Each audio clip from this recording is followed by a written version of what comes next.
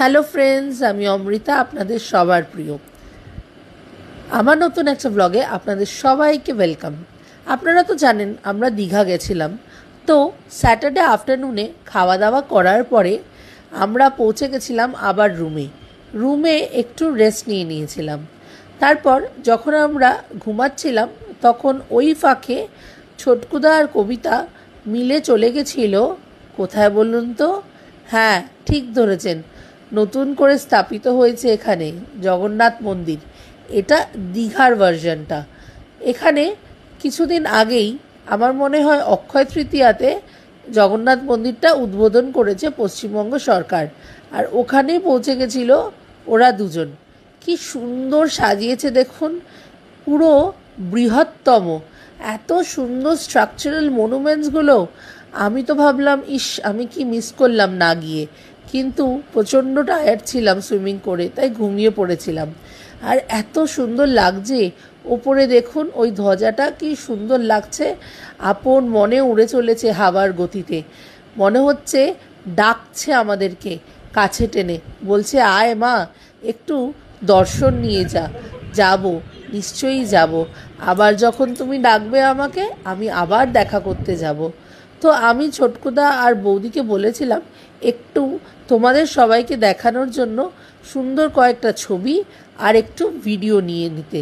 দেখে জানিও কিন্তু কেমন লাগছে। আর কে কে গেছো তোমরা দীঘার জগন্নাথ মন্দিরে? পুরীতে তো হয়তো অনেকেই গেছো, দীঘারটা কে কে গেছো কমেন্টে জানিও। তারপর ওরা ফিরে আসার পরে বিকালবেলা চা খেয়ে আমরা চলে এসেছিলাম সমুদ্রের পাড়ে। তাই ভাবলাম আপনাদেরও একটু সমুদ্রটাকে, রাতের সমুদ্রটাকে দেখাই।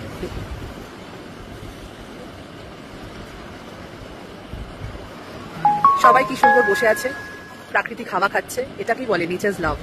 অপূর্ব সুন্দর একটা আবহাওয়া, আমার তো খুবই ভালো লাগছে। আর সঙ্গে আছে দাদা আর সোনালি।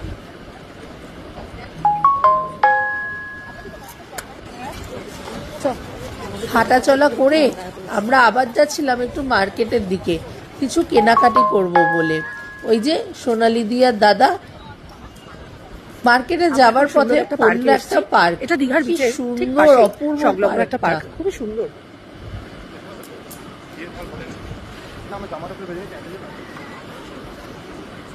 এখানে বসার জায়গা আছে, তোমরা দেখতেই পাচ্ছ।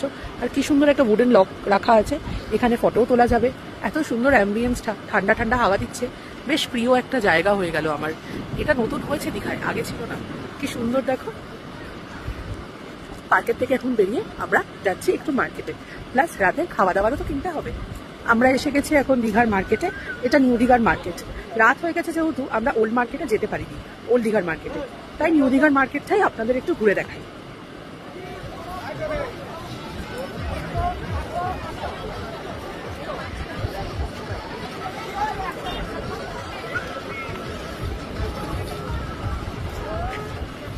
এখানে দাদা ফুচকা খেতে দাঁড়িয়েছে। দীঘায় আসলেও মেয়েদের সবচেয়ে প্রিয় ফেভারিট স্ন্যাক, তাও আবার বাঙালিদের, কি বলতো? ফুচকা। কত বড় বড় সাইজ ফুচকাটা। কাকা এখানে জমিয়ে ফুচকা মেখেছে, তাই তো কাকা? দাদার ফুচকা খাবার পরে পৌঁছে গেছিলাম একটু টুকিটাকি কেনাকাটা করতে। এই দোকানের কালেকশনটা খুবই সুন্দর। কি সুন্দর আয়নাগুলো দেখুন, প্রেমে পড়ে গেছিলাম আয়নাগুলোর। আর ওখানে কি হোল্ডার, ছোট ছোট ব্যাগ, জুয়েলারি রাখার, অতি খাওয়া দাওয়া করার পরে আমরা পৌঁছে গেছিলাম হোটেলে রাতের ডিনারটা প্যাক করতে। রাতের ডিনারটা তো দীঘার শেষ রাতে ভালোই খেতে হবে বলুন। এই যে খুবই খাবার ভালো এখানকার। রিভিউটা নিয়ে রুমে গিয়ে কথা বলছি। তারপরে একটু নিয়ে নিয়েছিলাম কর্ন মশালা চাট। লাভলি খেতে ছিল ইভিনিং স্ন্যাক্সটা আমাদের। গরম গরম ইংলিশে বলে সুইট কর্ন, মশালা সুইট কর্ন, বাকি বাংলা ভাষায় ভুট্টা মাখা। সেটাই দাদা এখন মিক্স করছে, দেখাই আপনাদের।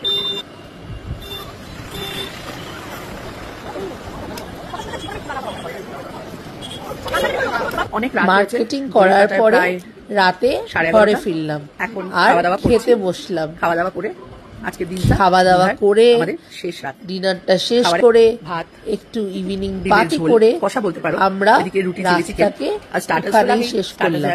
দীঘার দুদিন শেষ হলো, মানে 2 রাত। তারপর কি দেখা হবে পরের একটা ব্লগে আপনাদের সাথে। শুভরাত্রি। সুস্থ ভালো থাকবেন, থাকবেন, সুস্থ ভালো থাকবেন। থাকবেন।